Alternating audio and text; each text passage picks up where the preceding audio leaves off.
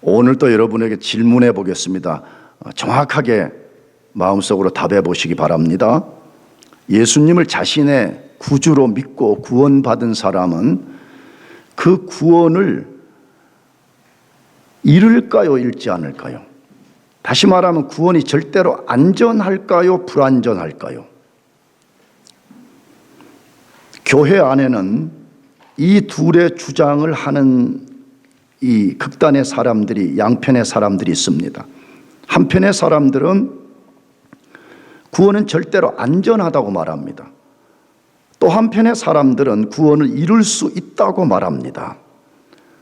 이러한 신학적 주장의 영향 때문에 교회 안의 성도들은 한편에서는 어떤 사람들은 자신의 구원이 절대로 보장되었다고 확신하는 사람들이 있는가 하면 반대로 자신의 구원을 잃어버릴 수 있다는 불안감에 시달리는 사람들도 있습니다. 어떤 주장이 맞을까요? 도대체 어떤 주장이 정확하게 맞는 거예요? 우리는 사람들의 주장에 귀를 기울이기보다 성경의 가르침에 귀를 기울여야 됩니다. 물론 이 두 입장에 서서 구원을 말하는 사람들도 당연히 성경에 근거한다고 말하겠죠. 만약에 성경에 근거하지 않는다 그러면 어떤 사람의 주장을 누가 받아들이겠어요? 문제는 자신들이 근거한다고 말하는 성경을 과연 어떻게 읽고 해석하냐는 것입니다. 이게 굉장히 중요한 문제를 갈라놓는 거잖아요. 둘 다 성경에 발을 딛고 있다고 말을 해. 근데 문제는 뭐예요? 그 발 디딘 성경을 어떻게 읽고 해석하느냐가 굉장한 차이를 만들어낸다 이 말이에요. 근데 이걸 정확하게 하려면 양편에 주장하는 성경의 근거들을 정확하게 놓고 서로 디베이트를 해야 되는 거잖아요. 그게 신학이거든요, 그게. 근데 우리가 지금 그걸 할 수는 없어요. 그러나 제가 이해한 바로는 구원받은 사람이 구원을 이룰 수도 있다고 주장하는 사람들이 성경을 해석하는데 문제를 갖고 있다고 생각합니다. 제가 볼 때는 치명적 문제를 갖고 있어요, 그 사람들은요. 첫 번째 문제는 성경의 큰 원리로 작은 원리를 해석하지 않는 것입니다. 성경 해석학의 원리가 이게 제일 중요한 것 중에 하나예요. 항상 성경에 어떠한 충돌을 일으키는 본문이 발생하면 성경의 더 큰 원리로 가지고 그 충돌을 일으키는 작은 본문을 해석하라, 이 원리예요. 그런데 이걸 사용하지 않고 작은 원리를 가지고 큰 소리로 주장하기 때문에 똑같은 본문인데 전혀 다른 말을 한다, 그 말이거든요. 예를 들면 성경에는 분명히 구원을 이룰 수 있는 것처럼 비춰지는 성경들이 있어요. 다시 말하면 그것만 딱 읽게 되면 여기 봐라, 성경에는 구원을 이룰 수도 있다라고 말하지 않냐라는 식으로 한다 이거예요. 그 대표적인 성경 구절 하나가 히브리서 6장 4절에서 6절 말씀이에요. 한번 빛을 받고 하늘의 은사를 맛보고 성령에 참여한 바 되고 하나님의 선한 말씀과 내세의 능력을 맛보고도 타락한 자들은 다시 새롭게 하여 회개하게 할 수 없나니 이는 그들이 하나님의 아들을 다시 십자가에 못 박아 드러내놓고 욕되게 함이라, 이렇게 되어 있습니다. 자, 이 말씀만 단순히 읽으면 어떤 사람이 구원을 받았는데 어떤 죄를 짓게 되면 다시 회개할 수 없다는 식으로 이렇게 기록이 됐다 이 말이에요. 그러니까 이런 것을 단순하게 해석하는 사람들은 이 봐라, 이 히브리서 4장 6장 4절에 구원을 받은 사람이 구원을 이룰 수 있다라고 말하지 않냐라고 주장을 한다 이 말이에요. 그런데 이 말씀은 좀 엄밀하게 말하면 그런 뜻이 아니에요. 히브리서 전체 문맥과 아까 말한 대로 더 큰 말씀의 원리를 갖고 해석할 때 이 말씀은 그런 뜻이 아닌 거예요. 그런데 그걸 이해하지 못하기 때문에 봐라, 구원받은 사람이 구원을 잃어버릴 수 있다라고 말하는 것입니다. 두 번째 문제는 성경이 우리에게 말씀하는 방식인 엑스게지스, 내가 성경 공부 때 자주 말한 이야기인데 엑스게지스 한다는 말은 성경이 말하게 하는 거예요. 성경이 말하는 그대로를 내가 가서 말하는 걸 엑스게지스 한다 그래요. 근데 상당히 잘못 해석하는 사람들의 원리는 아이게지스 한다 그래요. 아이게지스는 뭐냐 그러면 내가 하고 싶은 이야기의 오소리티를 실기 위해서 성경에 자기가 하고 싶은 이야기를 하나 이렇게 픽업해가지고 사용하는 것을 아이게지스 한다 그렇게 말해요. 여러분, 만일에 어떤 사람이 엑스게지스에서 말하지 않고 아이게지스 한다는 말은 뭐예요? 자기의 이론과 경험을 성경보다 위에 둔다 그런 말이거든요. 굉장히 안 좋은 해석 방법이에요. 이게 사실은 교회는 본질이 뭐냐 그러면 성경을 해석하는 공동체거든요. 이게 이 말이 이해돼요? 교회의 본질적 사명과 기능이 뭐요? 그러면 교회는 하나님이 주신 계시의 말씀을 해석하는 공동체, 이게 교회 존립의 성패를 결정하는 거거든요. 근데 만일에 어떤 목사가 어떤 신학자가 성경이 말하게 하는 방식이 아니라 자기가 하고 싶은 이야기를 성경의 이야기를 픽업해서 쓴다 그러면 내가 볼 때는 그 교회는 심각한 문제야. 그 목사는 심각한 죄를 범하고 있다고 생각해. 그런 사람은 고린도서 3장에 근거하면 마지막 날 그 3장은 실제 목회자들에 대한 심판이거든요. 너가 어떻게 이 말씀을 전했냐는 거예요. 다시 말하면 너는 진짜 순수한 복음을 있는 그대로 전했느냐, 아니면 심판날에 불타버릴 그런 지푸라기 같은 것으로 전했느냐, 이 심판을 받는다고 되어 있거든요. 근데 그렇게 되면 성도들도 내가 보기에는 심각한 거죠. 왜? 자기 교회에 속한 목사님이 굉장히 설교도 잘하고 멋있고 굉장히 나이스하고 그런데 나중에 보니까 엑스게지스가 아니고 다 아이게지스였고 자기 하고 싶은 일만 하다가 그 영혼을 망치는 데까지 갈 수가 있기 때문에 그런 것입니다. 예수님을 구주로 믿고 구원받은 사람의 구원은 절대로 안전하고 구원 완성이 보장되어 있습니다. 중간에 잃어버리는 경우는 없습니다. 왜 그럴까요? 여러 가지 이유 중 가장 큰 이유는 그 사람의 구원이 하나님의 예정을 통해서 이루어졌기 때문에 그렇습니다. 우리는 이전에 칼빈주의 5대 교리를 공부했고 또 계속 그것을 하나씩 살펴가는 중에 있어요. 첫째 교리는 전적 타락입니다. 모든 인간은 죄로 철저히 부패하고 무능하게 되었다는 말입니다. 이 말은 인간은 절대로 그 자체로는 하나님의 요구를 만족시킬 수도 없고 인간 자체로는 하나님을 찾을 수도 없는 상태에 있는 것을 전적 부패, 전적 무능이라 그렇게 말해요. 그때 말씀드렸어요. 학교도 다닐 수 있고 공부도 할 수 있어요. 얼마든지 그 상태에서. 문제는 하나님을 향해서는 아무것도 할 수 없는 상태, 그것을 말하는 것이에요. 두 번째 교리는 무조건적 선택입니다.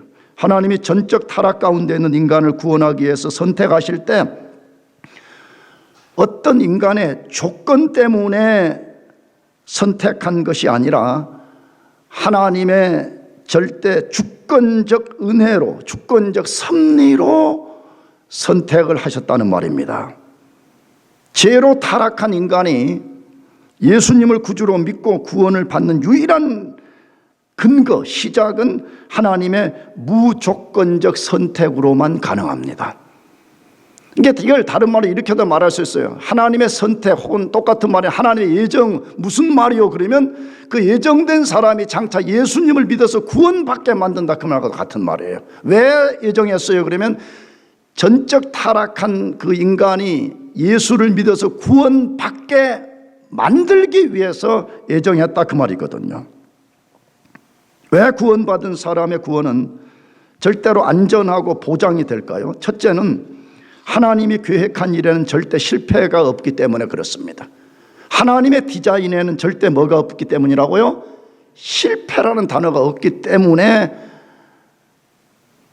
예정을 통해서 구원받은 사람은 절대 구원을 잃어버리지 않는다, 그 말이에요.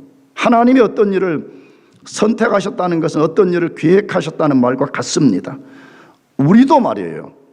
어떤 일을 시작하기 전에 계획을 세웁니다. 그렇다면 우리에게 그런 일을 할 수 있는 능력을 주신 하나님이 어떤 일을 시작하기 전에 계획을 세우시는 것은 지극히 당연합니다.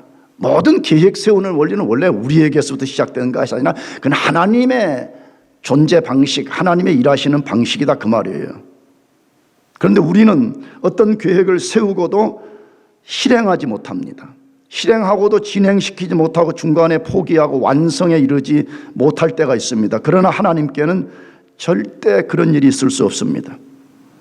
하나님께 만일 실패가 있다면 하나님은 전지한 분이 아니에요. 전능한 분이 아니에요. 성경이 말하는 하나님이 아니라 이 말이에요. 거짓말쟁이 하나님이라 그 말이에요. 무능한 하나님이라 그 말이에요. 그렇다면 전적으로 타락한 인간 중 일부를 구원하기로 예정한 하나님의 계획도 절대로 실패로 돌아갈 수가 없습니다. 생각해 보세요.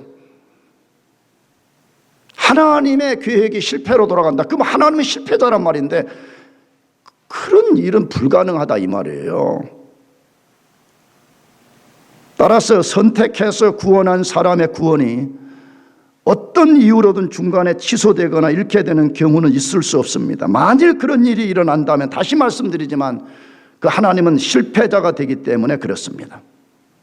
그래서 제가 이해한 예정교리의 핵심이 뭐냐 그러면 엄밀하게 누구를 선택하고 누구를 유기했냐 그것에 포커스가 있기보다는 구원하기로 선택한 사람은 오직 하나님의 주권으로 했다는 거예요. 누구와 상의하지도 않았고요. 인간의 어떤 조건이 있어서도 해준 것도 아니고요.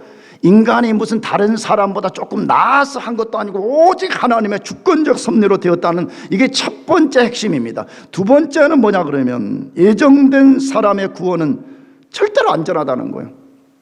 진짜 구원받은 사람은 구원을 잃는다 안 잃는다? 절대로 잃을 수가 없다는 것이에요. 왜? 하나님이 예정했기 때문이라는 거예요. 내가 예정한 것이 아니고 실패가 없으신 하나님 그분의 예정 때문에 내가 구원을 받은 것이기 때문에 절대로 그런 일이 있을 수가 없다는 것이에요. 그래서 사도 바울도 성도의 구원이 절대로 안전한 이유가 하나님의 선택, 예정에 있다고 선포해요. 그것이 에베소서 1장 4절인데 곧 창세전에 그리스도 안에서 우리를 택하사 우리로 사랑 안에서 그 앞에 거룩하고 흠이 없게 하시려고 라고 말했습니다. 성도의 구원은 어느 날 갑자기 우연히 시작된 것이 아니라 하나님이 창세전에 그리스도 안에서 선택 예정을 통해서 되었다고 말하고 있습니다. 질문하려고 그래요. 여러분 왜 이 사실을 사도 바울은 에베소서를 시작하면서 선포하며 시작할까요? 왜 특별히 에베소서에서 하나님의 예정에 대한 것을 선포, 시작하면서 했을까 하는 것이에요. 에베소서는 무엇 때문에 썼는가를 그러려면 이해를 해야 돼요. 우리가 지난 새벽기도 내내 동안 골로새서를 왜 썼는가 하고 계속 우리가 몇 주 동안 설교했는데 에베소서는 무엇 때문에 썼냐는 거예요. 다른 말로 에베소서 주제가 뭐냐 이거예요. 에베소서는 교회론을 다룬 것입니다. 뭘 다루어요? 교회. 교회라는 건 도대체 무엇이냐? 다시 교회는 이런 건물을 말하는 게 아니에요. 구원받은 하나님의 백성들의 다른 말이 교회예요. 이 교회는 도대체 어디서부터 시작된 거냐는 거예요. 도대체 교회라는 것은 무엇이냐 이걸 말하려고 에베소서를 쓴 것인데 에베소를 딱 열자마자 제일 첫 번째 토픽이 뭐냐 그러면 너희들이 교회 되기로 결정해서 교회가 된 것이 아니라 하나님이 창세전에 그리스도 예수 안에서 선택함으로써 너희는 교회가 될 수 있다라고 말하는 것입니다. 할렐루야. 그러니까 이 교회는 장엄함을 갖고 있어요. 시간적으로나 그 오리진 때문에 교회는 세상 사람들이 알 수 없는 장엄함을 가지고 있어요. 나가서 이 교회는 하나님의 영원한 계획 속에 이것이 시작된 것이기 때문에 누구도 그것을 방해하거나 중간에 취소시킬 수 없다는 거 말하려는 거예요. 그러니까 에베소 교회가 지금 굉장한 환난을 당하고 있었거든요. 1세기에. 너희가 현존은 고난이 있지만 너희들은 하나님의 창세전 예정을 통해서 교회된 것이기 때문에 너희들은 어떤 상황에서도 하나님의 보호를 받을 것이고 하나님이 너희의 구원을 끝까지 지키실 것이라는 것을 말하고 싶어서 너희들은 창세전에 그리스도 예수 안에서 예정되었다라고 말하는 것입니다. 잘 생각해 보십시다. 어떤 존재도 하나님의 계획을 수포로 돌아가게 할 수 없습니다.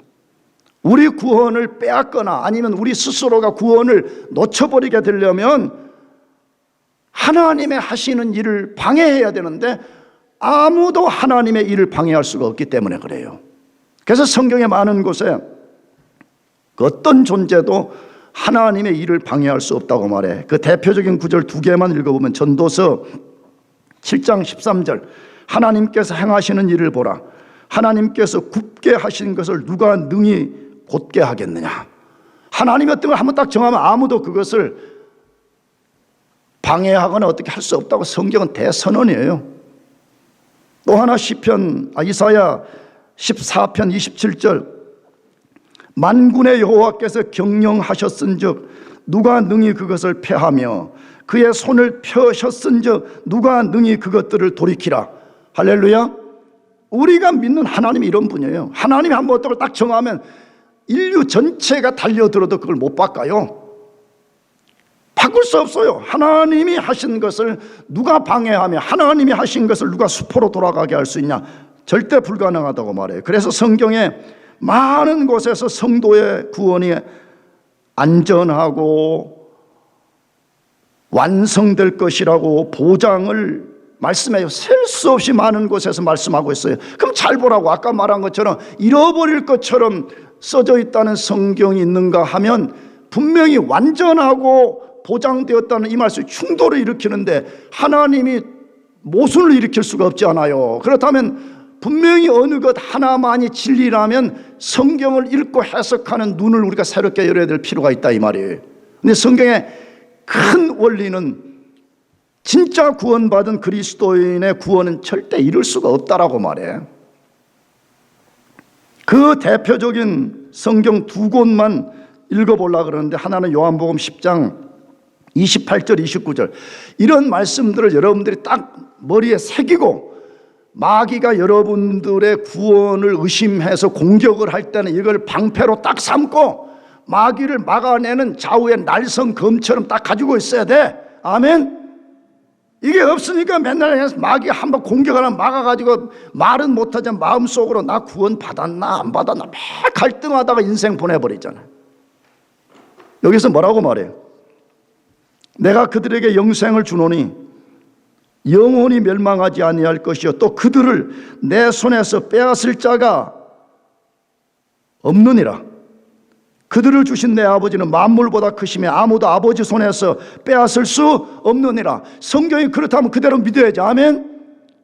지금 예수님이 선언하잖아. 내가 어떤 사람에 영생을 줄 거다. 영생이란 말이 구원이란 말이 똑같은 말인데 내가 어떤 사람에게 구원을 줄 것이다. 그러면 그 사람의 구원은 절대로 빼앗기지 않는다는 거예요. 누구도 그것을 빼앗아갈 수 없다라고 말해.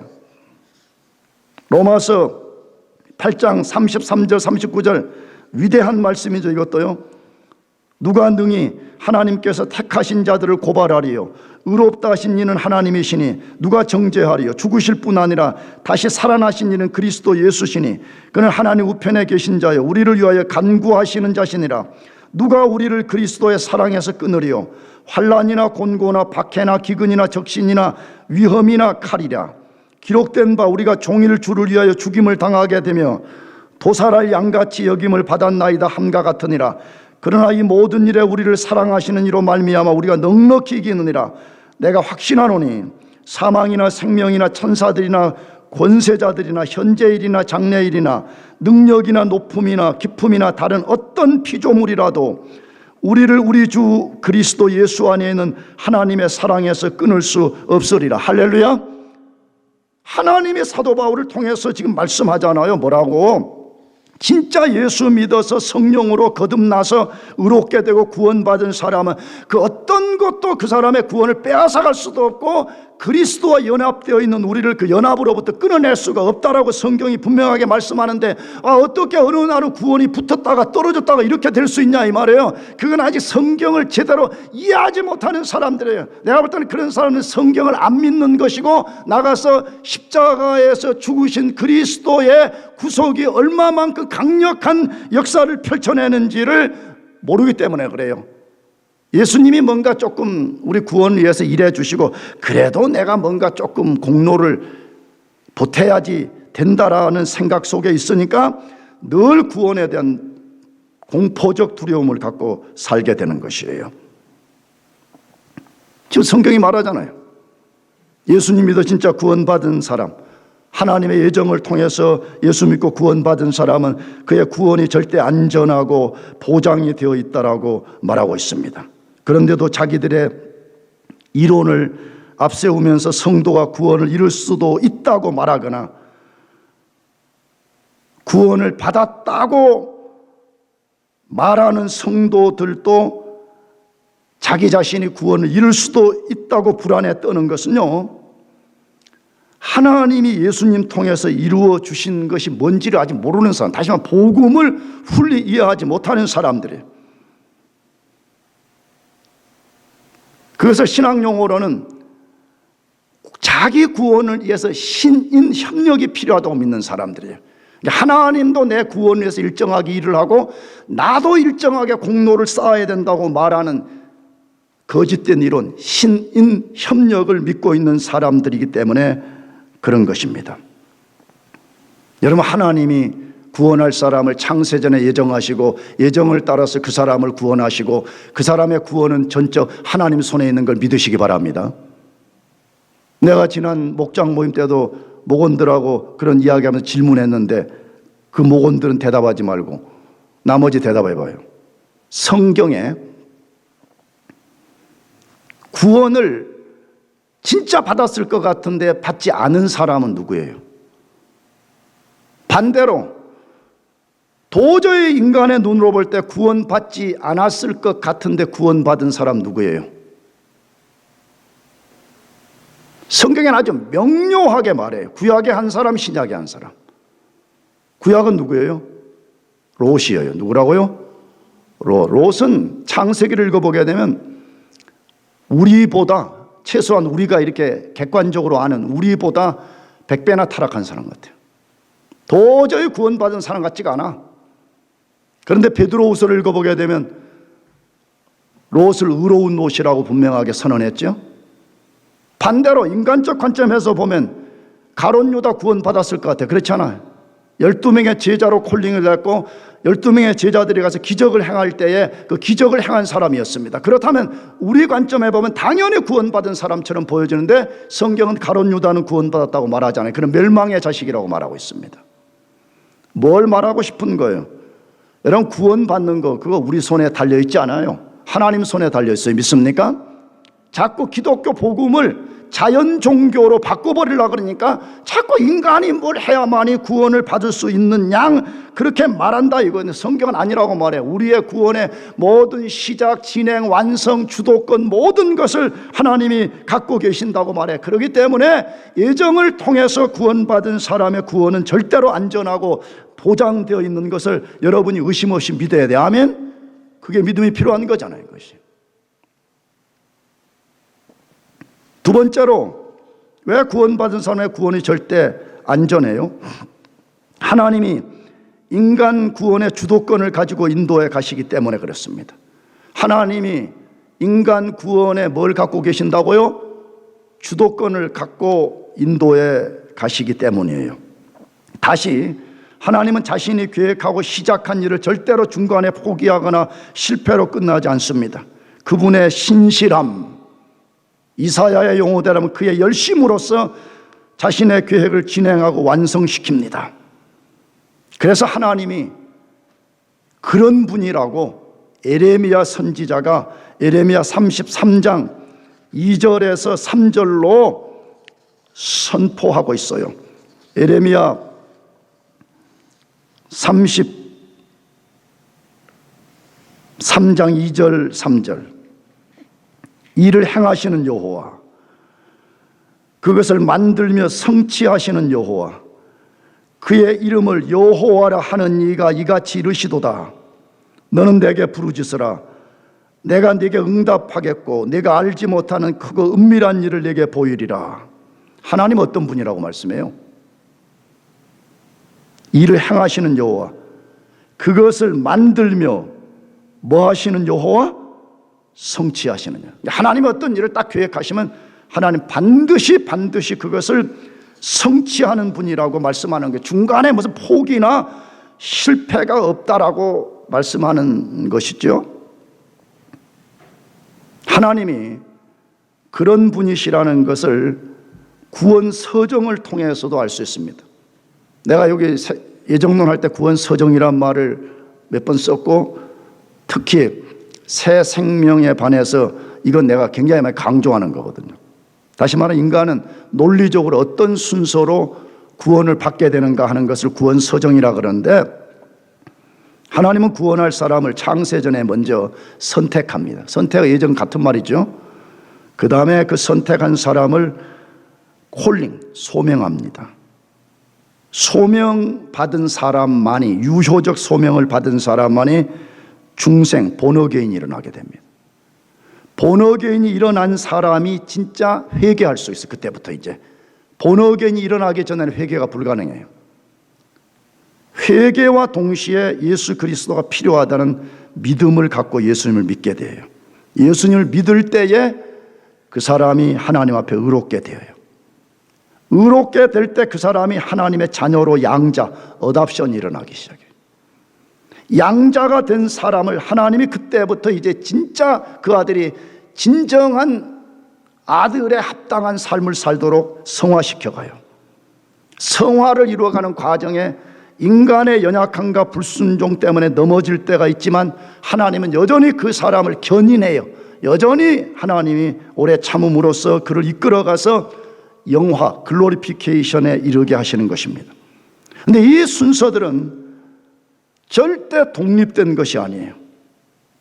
신학자들은 이 9개는 황금 사슬에 묶여 있다 그렇게 말해. 그래서 구원 서정의 황금 사슬이라고도 부르는데, 어떤 사람이 예정을 통해서 구원받았다면 그 사람의 구원은 절대로 안전하고 완성에 이르게 된다는 것이에요. 만일 어떤 존재가, 우리 밖의 존재든지 우리 스스로든지 우리의 구원을 무효로 만들려면 황금 사슬을 끊어야 되는데, 논리상 누가 하나님의 황금 사슬을 끊을 수가 있겠어요? 아무도 끊을 수가 없어요. 한 번 더 말씀드리고 싶습니다. 하나님이 어떤 사람을 구원하기 위해 창세전에 예정하셨다면 반드시 그 다음 과정의 역사들이 유기적 연결 속에서 반드시 일어날 수밖에 없습니다. 어떤 것 하나라도 끊어진 채 독립적으로 발생할 수 없습니다. 예를 들면 어떤 사람이 예정 없이 소명부터 시작할 수 없다, 이 말이에요. 이해되겠어요? 모든 시작은 뭘로부터 된다고요? 예정으로부터 시작이 돼요. 소명 없는 중생이 있을 수 없습니다. 중생 없는 회개와 믿음이 발생할 수 없습니다. 믿음 없는 칭의와 양자가 발생할 수 없습니다. 양자 없는 견인과 영화가 일어날 수 없습니다. 이런 일련의 일들은 하나님이 유기적 연결을 통해서 성취해 가시기 때문에 반드시 이것은 일어나야 되는 논리적 현상인 것입니다. 기억해야 됩니다. 성도가 구원받기 전에 자신의 구원을 위해서 할 수 있는 일은 아무것도 없습니다. 여러분 잘 들어야 됩니다.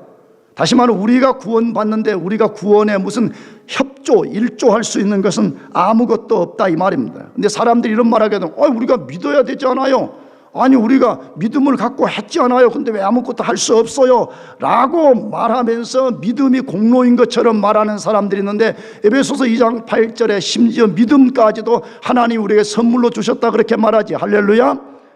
여러분, 우리가 죽어버린 우리가 무슨 믿음을 만들어낼 수가 있어요? 하나님께서 신비한 방식으로서 우리가 그 믿음을 갖도록 하나님이 역사하셔서 우리가 그 믿음을 거지의 손처럼 내밀어 가지고 하나님이 주신 은혜, 구원을 우리가 이거 받아들이는 거예요. 그러므로 우리의 구원의 모든 것은 우리의 공로가 아니라 하나님의 전적 은혜로 된 것입니다.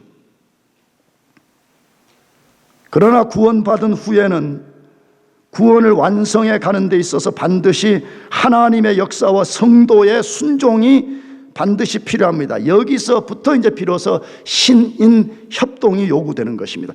구원 받기 전에는 신인 협동이라는 것은 없어요. 구원 받은 이후에 신인 협동이 시작됩니다. 그러나 우리가 착각해서 안 되는 것은 구원받은 이후에도 우리 구원의 주도권을 하나님이 홀로 갖고 진행해 가십니다. 우리 경험도 그것을 증거하지 않아요? 만일 하나님이 우리를 구원하신 후에 나 이제 너 구원해 줬으니까 너 스스로 구원을 지탱해 보라 그랬다면 여러분은 모르겠어요. 나는 불가능하다고 반드시 말할 수밖에 없습니다. 나는 예수 믿은 지가 지금 근 40년 다 돼가는데 만일에 하나님이 40년 전에 나를 딱 구원해 놓으신 후에 야 장목사야 너 이제부터 너 구원을 너 힘으로 지탱해 봐라 그랬다면 나는 미국도 건너오기 전에 예수 믿은 해에 아마 이미 지옥에 떨어지고 말았을 것입니다. 아니 미국 와서도 얼마나 많이 나 자신의 연약함, 나 자신의 불의함, 나 자신의 추악함, 나 자신의 어그러진 태도, 나 자신의 온전히 충성하지 못한 그런 것들이 얼마나 많은지 몰라요. 그럼에도 하나님께서 나의 구원의 주도권을 갖고 하나님이 그 손으로 나를 꽉 붙잡아서 여기까지 오게 하시고 넘어질 때 다시 위로해 주시고 넘어질 때 책망하고 다시 바른 길을 가게 하라고 하나님이 그렇게 해서 여기까지 온 것입니다. 그러므로 구원받은 우리가 당연히 하나님 말씀에 순종하고 복종하고 구원을 성취하도록 일조를 하고 나가야 되지만 이 모든 주도권을 하나님이 갖고 계십니다. 믿습니까?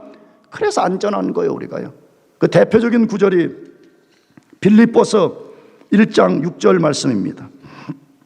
너희 안에서 착한 일을 시작하신 이가 그리스도 예수의 날까지 이루실 줄을 우리가 확신하노라 라고 되어 있습니다. 여기 착한 일이 뭐예요? 이거는 우리가 도덕적 윤리적인 그런 단어가 아니자 1차적으로 구원이라는 다른 표현인 거죠. 우리 속에 착한 일을 하나님이 시작을 했다고 말해. 우리 속에 구원을 하나님이 시작하고 그 구원을 그리스도 예수의 날까지 이루어 가신다고 말해. 하나님이 모든 주도권을 가지시고 하나님 우리 구원을 이루어 가신다라고 말합니다. 그러므로 여러분이 진짜 예수 믿어 그리스도 예수 안에 있다면 하나님 그분이 여러분의 구원을 이루어 가시기 때문에 절대 안전하다는 것을 의심 없이 믿으시기 바랍니다. 마지막 세 번째, 왜 성도의 구원이 안전한 것입니까? 하나님이 성도의 구원 완성을 위해서 다양한 섭리를 나타내시기 때문에 그렇습니다. 많은 사람들이 인간 구원이 하나님의 주권적 선택으로 되기 때문에 중간에 구원이 무효화되지 않고 누구도 빼앗아갈 수 없고 절대로 안전하다고 말하면 즉각적으로 반문하는 것이 하나가 있는데 그게 뭐죠? 그러면 이제 우리 아무렇게 살아도 돼요 이 말이에요. 우리 어떻게 해도 절대 구원을 안 잃어버린다는데 그러면 지금부터 우리 아무렇게나 살아도 되는 겁니까? 라는 식으로 반응합니다.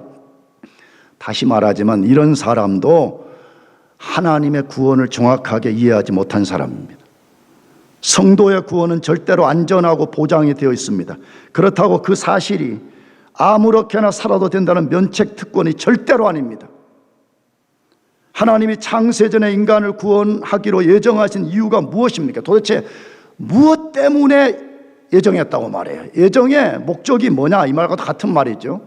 그걸 에베소서 1장 4절 다시 읽어봅시다. 에베소서 1장 4절 다시 읽어봅시다. 그 창세전에 그리스도 안에서 우리를 택하사 우리로 사랑 안에서 그 앞에 거룩하고 흠이 없게 하시려고 뭐 때문에 선택했다고 말해요?